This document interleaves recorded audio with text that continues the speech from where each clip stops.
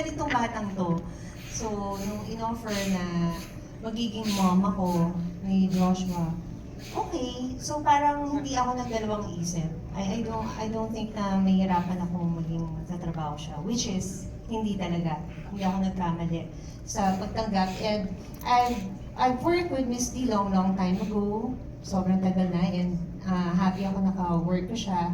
And of course, si Kuya Mike with Provinciano, pero hindi kami magka-eksena doon sa Provinciano. And this is my actually comeback after 4 years sa serye.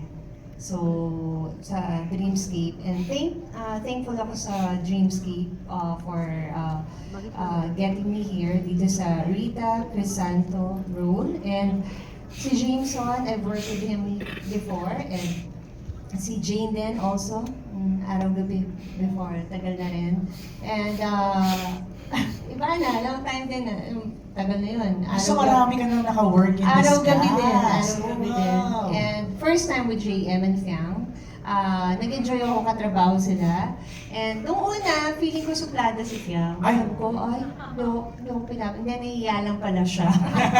Nahiya lang pala siya, pero totoo yung sinabi ni Miss D, na ano siya, very, parang bata pa, pero pag nag-deliver nga ng pag nasa eksena na, she can deliver talaga. Yun nga, hindi siya nahihirapan umiyak, kaya niya. Lalo na yung eksena natin, basta may eksena tayong grabe pa ulit-ulit, hindi ka naubusan ng luha. ng emotion. Paulit-ulit yun, nakakapagod. As in, maraming times. Pero it's the fault of nature, or not the fault of everyone. And JM, napaka-humble na bata. Keep it up, yeah. Parang napaka-grounded niya. And of course, Epi, ngayon lang kami nagkatrabaho ng mas matagal. Like before. And Direct Manny and Direct Jojo, I love working with them. Sobrang, kahit marami na ako nakasamang directors, marami pa rin ako natututunan with them. And syempre kahit matagal ka na sa industry, you never stop learning. Kailangan may natututunan ka din sa mga newcomer. May natututunan ka din sa kanila. And